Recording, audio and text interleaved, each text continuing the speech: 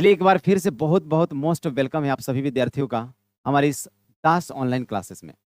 प्यारे विद्यार्थियों, जीव विज्ञान के जो प्रथम चैप्टर है जैव प्रक्रम, उसी का अंग है परिवहन।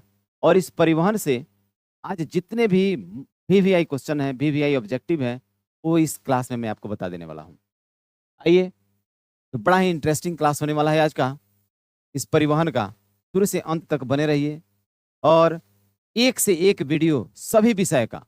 जरूरी नहीं कि केवल साइंस ही चलेगा, लगभग आपका सभी विषय इस चैनल पर आपको मिलेगा। तो जितना जल्दी हो सके आप चैनल को सब्सक्राइब कर लेंगे और नियमित रूप से जुड़ते रहेंगे। ठीक है। प्रथम प्रश्न इस चैप्टर का क्वेश्चन नंबर 1 देखिएगा। जल तथा घुलनशील लवण का मूल रोम से पत्तियों तक पहुंचने की क्रिया किस ऊतक द्वारा होती है? हमारा मूल रोम एकदम जड़ से नीचे से, मूल रोम जो है उसका वो पृथ्वी के नीचे तक फैला हुआ होता है, एकदम पतले पतले पतला पतला। ये टोटल करता क्या है कि नीचे से जल खनिज लवण को खींचकर और ऊपर पत्तियों तक, शाखाओं तक ये पहुंचाने का कार्य करता है। वही पूछ रहा है कि किस क्रिया द्वारा, किस ऊतक द्वारा वो आगे की ओर जाता है, तो वो है हमारा जाइलम। आपको यहां एक ट्रिक मैं बता देता हूं। ये ट्रिक है जल, जाइलम, जड़। ठीक है। फूड,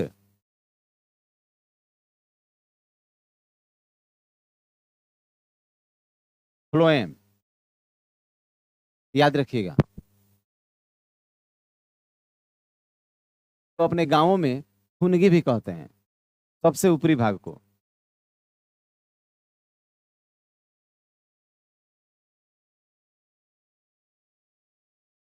ठीक है। तो यहां देखिएगा, जल जो है जाइलम नलिका द्वारा जड़ से, जड़ से जल किसके द्वारा?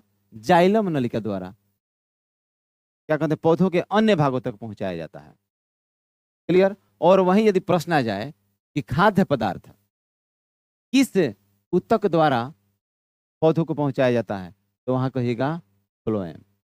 जाइलम द्वारा जल, फ्लोएम द्वारा फूड, भोजन। तो यहाँ देखिए जल की चर्चा हो रही है। ऑप्शन में तुरंत आप खोजिएगा, जल शब्द आया, ज से जल, ज से जाइलम। क्लियर हो गया। आइए प्रश्न नंबर 2 पर बढ़ते हैं। प्रश्न नंबर 2 है कि फ्लोएम से खाद्य पदार्थ का परिवहन पौधे में किस दिशा में होता है? दिशा कह रहा है, किस दिशा में? ध्यान दीजिएगा। फ्लोएम से, फ्लोएम मैंने अभी तुरंत मैंने बताया कि फ्लोएम किसे संचालित करता है, किसे लेकर जाता है? फूड को, मतलब भोजन को। तो किधर से किधर? तो याद रखिएगा, मैं बताता हूं कि जड़ से जल कौन लिया? जाइलम लिया। अभी मैंने बताया जाइलम। जब जड़ से लेगा तो नीचे से तो ऊपर ले जाएगा, लगातार यह क्रिया ऊपर की ओर चलती रहती है। लेकिन वहीं जब पत्ता, ये पत्ता है, इसमें उपस्थित जो क्लोरोफिल है, वो क्लोरोफिल की उपस्थिति में जब वो भोजन का निर्माण करता है, तो जरूरी नहीं कि पत्ता नीचे हो चाहे ऊपर हो, तो पेड़ के चारों तरफ होता है। इसलिए इसका संचालन नीचे से ऊपर, ऊपर से नीचे, दाएं से बाएं और बाएं से दाएं, हर एक दिशा में चारों तरफ होता है।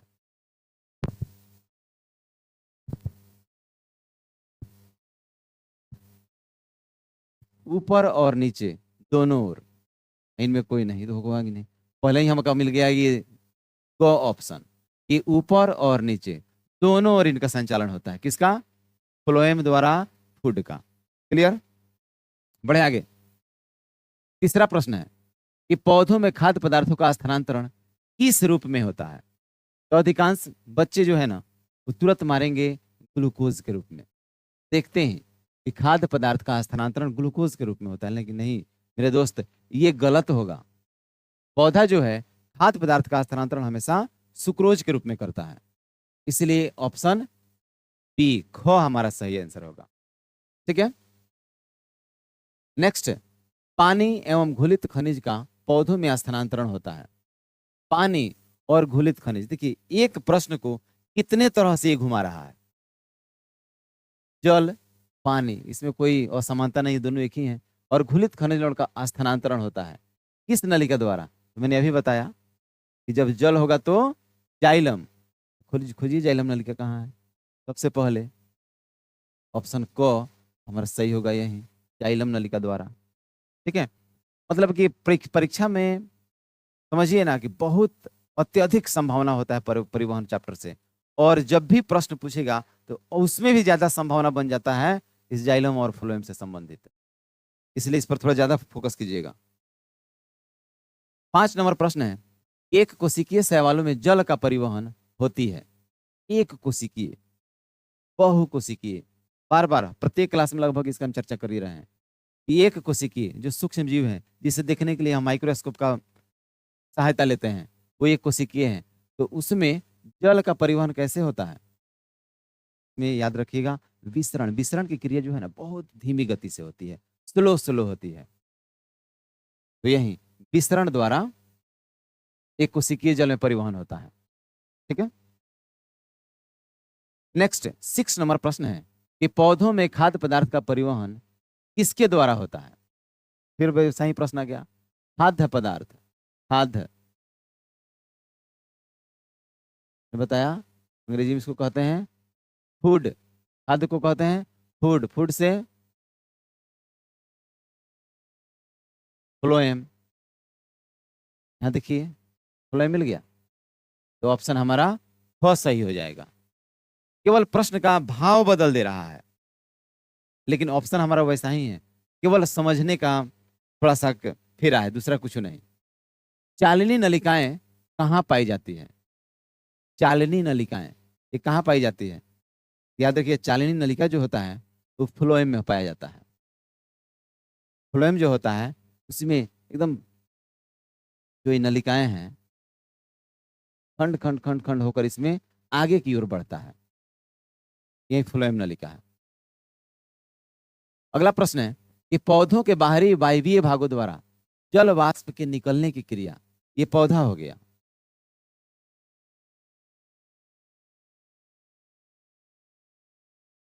पत्ती इसमें लगा हुआ है,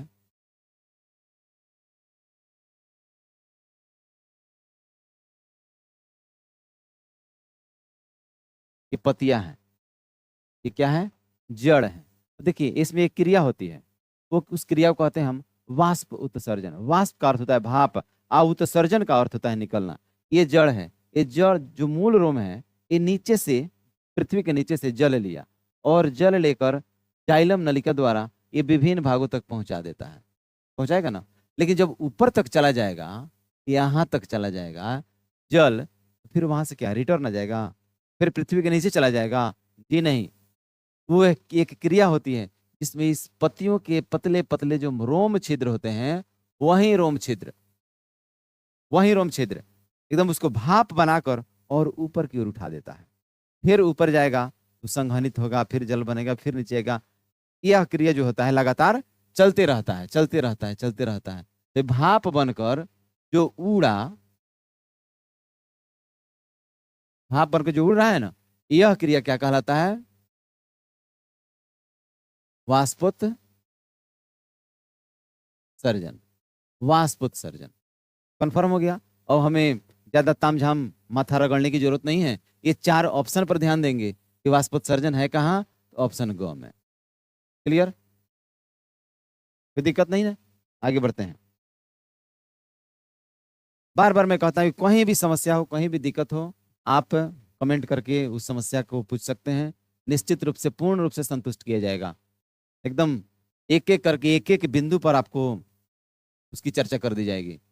जल के अवशोषण, नेक्स्ट प्रश्न है हमारा, जल के अवशोषण एवं परिवहन में जड़ की जाइलम वाहिकाओं में उत्पन्न होने वाली दाब को क्या कहते हैं? जल के अवशोषण, जब जल का अवशोषण होता है, अवशोषण करके अब आगे की ओर बढ़ाया जाता है। परिवहन का अर्थ ही हुआ कि एक जगह से दूसरे जगह तक उसे पहुंचा देना, ले जाना।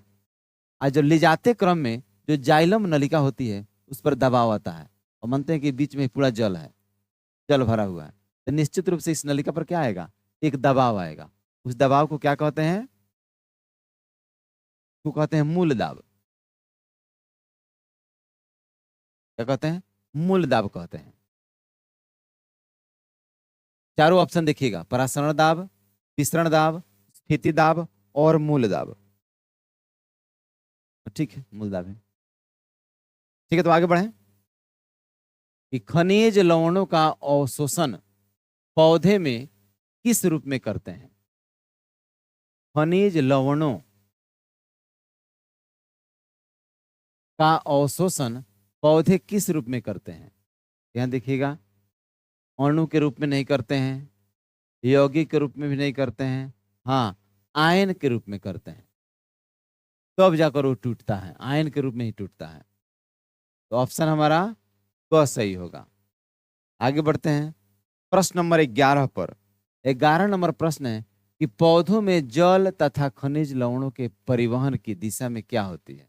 पौधों में जल तथा खनिज लवणों के परिवहन की दिशा में क्या होती है। मुझे लगता है कि दोबारा प्रश्न आया गया, किस प्रकार का दूसरा था, शायद दूसरा प्रश्न था। केवल ऊपर की ओर, केवल नीचे की ओर, ऊपर और नीचे दोनों, नहीं नहीं, वो फ्लोएम आया था। फ्लोएम मैंने बताया था कि नीचे से ऊपर की ओर और ऊपर से नीचे की ओर, चारों तरफ होता है। लेकिन यहाँ है जल और खनिज, तो निश्चित रूप से भी ये जड़ से मूल रोम द्वारा ऊपर लेगा तो कहाँ भेजेगा, ऊपर की ओर भेजेगा। इसलिए ऑप्शन को हमारा सही होगा, ऊपर की ओर। ठीक है, प्रश्न नंबर 12, रक्त क्या है। चारों ऑप्शन में देखिएगा, रक्त तरल संयोजी ऊतक है, वास्तविक संयोजी ऊतक है, कंकाल ऊतक है, एडिपोज है। तो क्या है, रक्त एक तरल संयोजी ऊतक है, चिपचिपा द्रव होता है रक्त। यहां ध्यान दीजिएगा, रक्त, रक्त को कितने भागों में बांटा गया है, 2 भागों में। एक होता है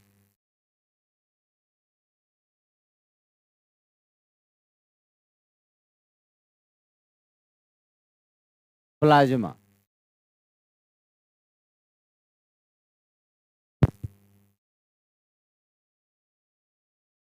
क्या होता है, प्लाज्मा। एक होता है रक्त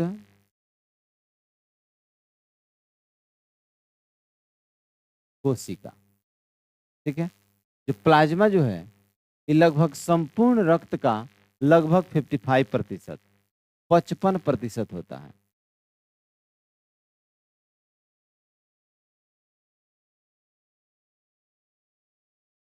पचपन प्रतिशत। और रक्त कोशिका जो होता है वो होता है 45%। 55 और 45 में कर तो 100% ये रक्त बना। ठीक है, फिर यहाँ देखिएगा, ये रक्त कोशिका को भी यहाँ अब 3 भागों में बांटा गया है।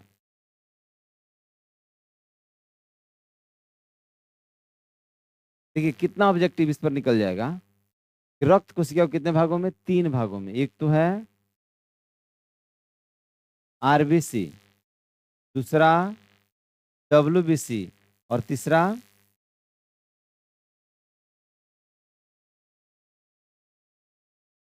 प्लेटलेट्स। किसका भाग है, रक्त कोशिका का। अब अलग अलग कार्य में बता दूं कि प्लाज्मा का काम क्या है। प्लाज्मा क्या करता है कि शरीर में जो पोषक हैं और अपशिष्ट हैं, तो पोषकों को उसके स्थान पर ले जाता है और अपशिष्ट को गंतव्य तक, उसको जहां ले जाना है होता है वहां ले जाता है। ये काम है प्लाज्मा का। आरबीसी का काम है कि रक्त को विभिन्न कोशिकाओं तक पहुंचा देना। इसी में, आरबीसी में ही हीमोग्लोबिन मौजूद होता है। इससे संबंधित प्रश्न हो सकता है आगे मिले या नहीं भी मिले, तो जान जाइए कि हीमोग्लोबिन इसी आरबीसी में मौजूद होता है। और हीमोग्लोबिन का काम क्या है, रक्त के रंग को बदलना। रक्त का रंग लाल होता है, किसके कारण, हीमोग्लोबिन के कारण। Next, WBC. आरबीसी का पूरा नाम होता है रेड ब्लड सेल भी कह सकते हैं, रेड रेड ब्लड कार्पसल्स भी कह सकते हैं, white blood cell, white blood corpuscles, यहाँ इसको जानेंगे। ये क्या है, इसका काम क्या है? वो एक तरह से एक गार्ड का रूप काम करता है। स्किन जो हमारा है ना, स्किन के ठीक नीचला परत में ये उजले उजले कण के रूप में वो मौजूद होता है, जिसका काम क्या है? बाहरी वातावरण से आए हुए बैक्टीरिया को नष्ट करना, लड़ना।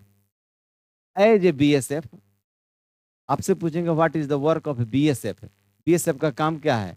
तो BSF protect our country and that's WBC protect our body, बस दूसरा कोई अंतर नहीं है। बॉर्डर सेक्रेटरी फोर्स जो है उसको हमेशा एकदम बॉर्डर पर तैनात रखा जाता है कि बेटा तुम यहाँ रहो और अपने देश की रक्षा करो, किससे? दुश्मनों से। ठीक वैसा ही हम बॉडी के बॉर्डर पर इस डब्ल्यूबीसी को रखा गया कि बाहरी दुश्मन आवे उसे फाइट करना और खत्म करना। लेकिन हाँ दोस्त याद रखिएगा, जिस प्रकार कोई इसमें हमको लगता है कि ये बीएसएफ में और डब्ल्यूबीसी में खास अंतर ही नहीं, जैसे ही हमारा बीएसएफ कमजोर पड़ते हैं देखिएगा कि आतंकवादी मिलिटेंट जो होते हैं, देशद्रोही होते हैं, देश के दुश्मन होते हैं, वो प्रवेश कर जाते हैं हमारे देशों में। ठीक वैसा ही जैसे ही डब्ल्यूबीसी कमजोर हो जाएगा तो बाहरी रोगाणु, बाहरी बैक्टीरिया हमारे शरीर के अंदर प्रवेश कर जाएंगे, और जब वो प्रवेश कर जाएंगे हमारे प्लेटलेट्स को नष्ट कर देते हैं। इसको और नष्ट करते ही हम कई बीमारियों से एक साथ ग्रसित हो जाते हैं। एक बीमारी नहीं होगा, कोई बीमारी एक साथ आ जाएगा। कब? जब डब्ल्यूबीसी कमजोर होगा तब। ठीक है। प्लेटलेट्स का काम क्या है? रक्त को थक्का बनाना, रक्त को थक्का बनाकर, और क्या कहते हैं कि कटे फटे जगह से बाहर नहीं निकलने देता। तीनों का महत्वपूर्ण स्थान। ठीक है। कोई दिक्कत, कोई संशय इस पर हो तो आप कमेंट करके जरूर पूछिएगा। आगे बढ़ते हैं हम।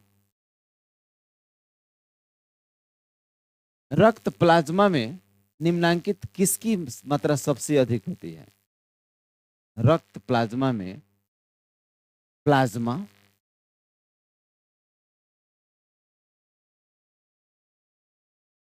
किसकी मात्रा सबसे अधिक होती है? तो याद रखिएगा जल की मात्रा का। जो जल होता है ना, तो रक्त प्लाज्मा में लगभग 90%, 90% होता है दोस्त। याद रखिएगा, प्रश्न ऐसे भी ऑब्जेक्टिव पूछ देगा कि जल का प्रतिशत मात्रा प्लाज्मा में कितना होता है? तो 90%। ठीक है। नेक्स्ट 14 नंबर, सीरम है, सीरम फाइब्रिनोजीन सहित प्लाज्मा, फाइब्रिनोजीन रहित प्लाज्मा और पैथाबिन रहित प्लाज्मा और प्रोथ्रोम्बिन सहित प्लाज्मा। ये 4 ऑप्शन पर आप ध्यान दीजिएगा। चारों ऑप्शन में क्या सही होना चाहिए? ख, फाइब्रिनोजीन रहित प्लाज्मा, ये सही होगा। 15 नंबर है, निम्नांकित कौन हृदय गति के दौरान हृदय और पेरिकार्डियक झिल्ली के बीच होने वाले संभावित घर्षण से बचाता है? उसमें पंपिंग होता है, सिकुड़ना पिचकना लगातार यह क्रम चलता रहता है। उस स्थिति में यदि कार्डियक झिल्ली जो होता है फूलने और पिचकने के दौरान यदि घर्षण होता है तो उस स्थिति में हृदय हमारा डैमेज हो सकता है। लेकिन उस बीच में एक द्रव होता है जो दोनों के घर्षण को कम करता है। वो द्रव कौन है? याद रखिएगा, पेरिकार्डियल द्रव, पेरिकार्डियम द्रव। ऑप्शन को हमारा सही होगा। पेरिकार्डियल द्रव होता है, द्रव भरा रहता है उसमें। मैमिलिया वर्ग के जंतुओं के हृदय में कितने वैष्म होते हैं? वैष्म का अर्थ होता है दोस्तों, इसको अंग्रेजी में पूछ सकता है चैम्बर। कितने चैम्बर होते हैं मैमिलिया? मैमिलिया का अर्थ होता है स्तनपायी, ऐसे जीव जो अपने बच्चों को दूध पिलाकर पालता है, पोसता है, बड़ा करता है, वो किस श्रेणी में आता है? मैमेलिया वर्ग की श्रेणी में आता है। इसमें कितने वयस्क होते हैं? याद रखिएगा, 4। ये 4 वयस्क कौन है? 2 आलिंद होते हैं, 2 आलिंद। कौन कौन? दायां अलिंद और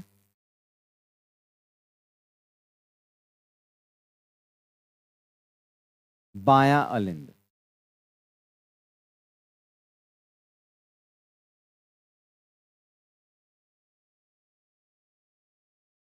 दो निलय होते हैं,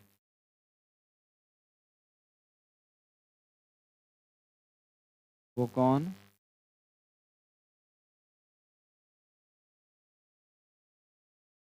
दायां निलय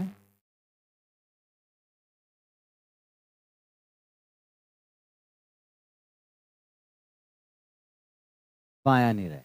और देख लीजिए कितना हुआ, 1 2 3 4, 4 चैम्बर हुआ और सबका कार्य अलग अलग है। मैं आपको हृदय का जो चित्र द्वारा वर्णन करना है ना, हृदय चित्र द्वारा समझाएंगे कि उसमें सिरा का काम क्या है, महासिरा का, महाधमनी का, दायां आलिंद, बायां आलिंद, सबका कार्य अलग अलग मैं बता दूंगा।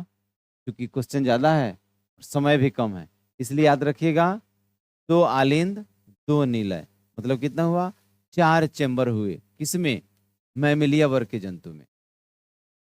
ठीक है, ले आगे बढ़ते हैं। इनमें किसकी दीवार सबसे मोटी होती है? तो देखिएगा, दायां अलिंद दायां निलय, बायां अलिंद दायां अलिंद, बायां निलय और दायां निलय, इसमें सबसे मोटा दीवार, तो मोटा दीवार तो उसी का होगा जो शरीर के सारे भागों में, सारे अंगों में ब्लड का प्रवाह करता हो। तो उसमें कौन है जो ब्लड का प्रवाह करता है? वो है बायां निलय। यहां देखिएगा, बायां निलय, इसका कार्य है संपूर्ण शरीर में रक्त का प्रवाह करना। जब संपूर्ण शरीर में रक्त का प्रवाह कर रहा है तो उसकी दीवार तो मोटी होनी ही चाहिए। ठीक है, तो याद रखिएगा, बायां निलय। बढ़े आगे। ठीक है, त्रिदली कपाट कहाँ अवस्थित होता है? त्रिदली कपाट देखिए, यहाँ यहाँ होगा दायां, दायां अलिंद निलय छिद्र पर, बायां अलिंद निलय छिद्र पर, फुफ्फुस चाप पर, दाईं और बाईं फुफ्फुस धमनी पर। तो इसमें त्रिदली कपाट जो होता है दायां अलिंद निलय छिद्र पर होता है। कहाँ होता है? दायां अलिंद निलय। इसे यहाँ बता दे रहे हैं आपको, कपाट 2 तरह के होते हैं हृदय में। एक होते हैं द्विदली और एक होते हैं त्रिदली। और दोनों स्थित होता है कहाँ? एक होता है दायां अलिंद निलय छिद्र पर और एक होता है बायां अलिंद निलय छिद्र पर। तो जो त्रिदली होता है वो दाहिने होता है यहाँ, और द्विदली जो होता है वो बायां अलिंद पर होता है। अलिंद निलय दोनों तो एक ही होगा, केवल दायां बायां आपको याद रखना होगा। दायां त्रिदली, अब बायां द्विदली, याद रहेगा ना। हो सकता है कि इस टाइप का प्रश्न और भी आगे मिल जाए। आइए, अग्र महाशिराएं तथा पश्च महाशिरा कहाँ खुलती हैं? अग्र महाशिरा और पश्च महाशिरा, यहाँ चारों ऑप्शन को थोड़ा ध्यान दीजिएगा। बायां अलिंद दायां अलिंद, बायां निलय दायां निलय, तो खुलेगा कहाँ? दायां निलय पर। अग्र महाशिरा जो होता है तथा पश्च महाशिरा दोनों दायां निलय पर खुलता है। अभी मैंने बताया कि दायां निलय जो होता है कि संपूर्ण रक्त को विभिन्न कोशिकाओं तक पहुंचाने का कार्य करता है। नेक्स्ट है 20 नंबर, एस ए नोड है। क्या है ये? याद रखिएगा, S A node. S A node इसको कहते हैं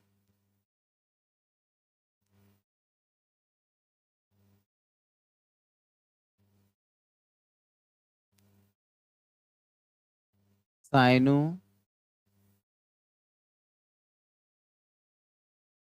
auricular node. Sino auricular node कहते हैं, इस शॉर्टकट में एस ए नोड है। एक और प्रश्न इस पर बहुत ज्यादा पूछता है, साइनो से जानते हैं, याद रखिएगा, पेसमेकर। पेसमेकर जो हृदय धड़कता है ना, जो हृदय में धड़कन आती है, एक तालबद्ध तरीके से होता है। देखिएगा, ऐसा नहीं कि कभी धक किया, कभी धीरे धीरे नीचे आया, फिर थोड़ा देर रह गया, फिर आगे, ऐसा नहीं होता है। वो लगातार धक धक धक धक धक, एक तालबद्ध संकुचन होता है।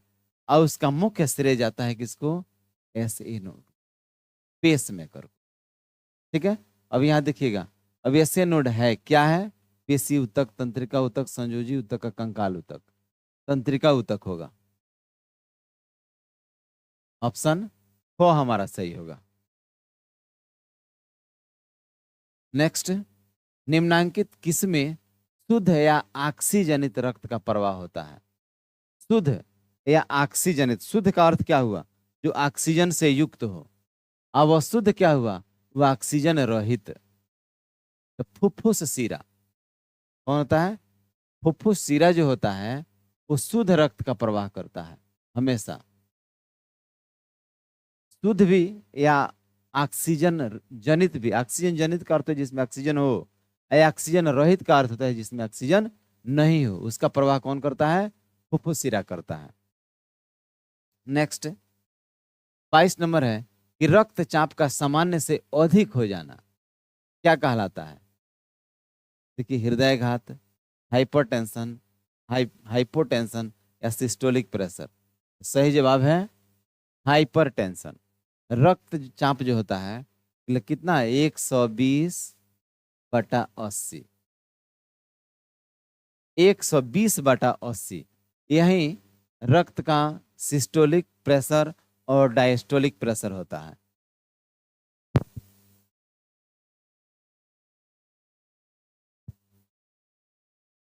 चाप ज्यादा हो गया, इसका मतलब हाइपरटेंशन हो गया।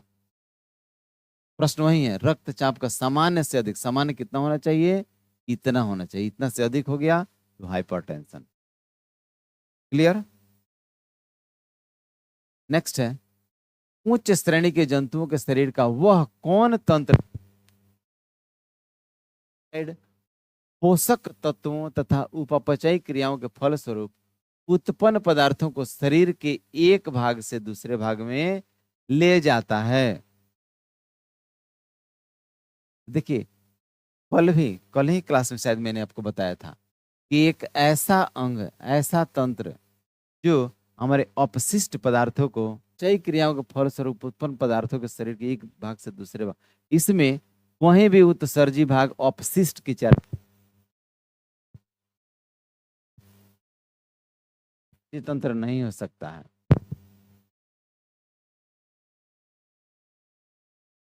कि प्लाज्मा का प्रतिशत होता है 55%। ठीक है, देखिए प्रश्न आ ही गया। कौन रक्त को थक्का बनाने का काम करता है? ये भी मैंने बताया। इसमें हो गया फाइब्रिनोजिन। इसका मुख्य कार्य क्या है? रक्त को थक्का बनाने का। ठीक है, आगे बढ़िए। WBC, उसमें हीमोग्लोबिन मौजूद होता है। इनमें किसके कारण रक्त लाल दिखता है? देखिए फिर आ गया, बताए ना कि हैं, बशर्ते कि आप ध्यान दीजिएगा, समझिएगा, रटने पर विश्वास मत कीजिए। रक्त को लाल कौन करता है? वो चारों अब ऑप्शन पढ़ने की भी आवश्यकता आपको नहीं है। हीमोग्लोबिन सबसे पहले ही है। हीमोग्लोबिन के कारण रक्त का रंग लाल होता है। ऑक्सीजन का वाहक क्या कहलाता है? ऑक्सीजन का वाहक मतलब जो ऑक्सीजन को एक जगह से दूसरी जगह ले जाता है, वो क्या कहलाता है? वो कहलाता है हीमोग्लोबिन। यही ऑक्सीजन का वाहक भी है हीमोग्लोबिन। क्लियर? प्रश्न था ही, ठीक है, चलिए। वो बायां था, लेकिन यहाँ फुफ्फुस चाप है, तो वो होगा दायां निलय से। फुफ्फुस चाप हमेशा निकलता है कहां से? दायां निलय से। नेक्स्ट है 29 नंबर प्रश्न। अब देखिएगा, ये प्रश्न है द्विदली का पाठ कहाँ अवस्थित होता है? तो इसके पहले आया था त्रिदली, और अभी आ गया त्रिदली। मैंने बताया था कि बायां आलिंद निलय छिद्र पर, और द्विदली हो जाएगा दायां। चलिए, तो अगला प्रश्न देखते हैं हम। प्रश्न नंबर 30 जो है, महाधमनी चाप इनमें कहां से निकलती है? महाधमनी चाप कहां से निकलती है? तो याद रखिएगा, बायां निलय से। जब सिरा आएगा तो आलिंद में जाइएगा, और धमनी आया तो आप निलय में आ जाइए। ठीक है, चलिए आगे बढ़ते हैं। हाँ जी, कोनो बात नहीं है, चलिए ठीक बा। रक्त परिवहन के दौरान हृदय में रक्त का भरना तथा फिर उसका बाहर निकलना। एक बार हृदय में रक्त भर गया और फिर क्या हुआ? बाहर निकला। भरा, बाहर निकला, भरा, बाहर निकला। उसका अर्थ हुआ कि एक चक्र वो घूम गया। एक चक्र घूमना एक हृदय चक्र कहलाता है। हृदय में एक बार भरा फिर खाली हुआ, क्या कहलाया? एक हृदय चक्र कहलाया। 32 नंबर प्रश्न है कि एक स्वस्थ व्यक्ति का सामान्य स्थिति में रक्तचाप कितना होना चाहिए? इसको भी मैंने बताया था कि हमेशा 120/80 रक्तचाप होता है एक सामान्य मनुष्य का। तो इसलिए ऑप्शन ख हमारा सही हो जाएगा। ठीक है, ये 32 प्रश्न जो थे, ये एक से एक करके थे, टोटल के टोटल बोर्ड मॉडल क्वेश्चन। और जो भी देखिएगा 2026 में जो भी आप एग्जाम दीजिएगा ना, आपको अपने क्वेश्चन पेपर से मिला लीजिएगा। परिवहन से जो भी प्रश्न आएंगे, इन्हीं 32 में से कोई आएंगे। ठीक है, इसलिए थोड़ा ज्यादा करके केयरफुली होकर पढ़िए। समय भी अब नहीं है, ठंडा भी बहुत ज्यादा बढ़ गया है, तो मैं कहता हूं कि अपने आप को भी थोड़ा सेफ रखिए कि अंत समय में आकर तो आपका तबीयत ना खराब हो जाए। इस पर भी ध्यान दीजिएगा। कपड़ा एकदम ऊनी कपड़ा ज्यादा पहनिएगा। अधिक धूप में क्या कहते हैं बाहर निकलने का प्रयास नहीं कीजिएगा, क्योंकि हवा भी है। सेफ रखिए, परीक्षा में बेहतर कीजिएगा। चलिए फिर मिलते हैं हम लोग नेक्स्ट वीडियो में, नेक्स्ट क्लास में। तब तक के लिए गुड बाय।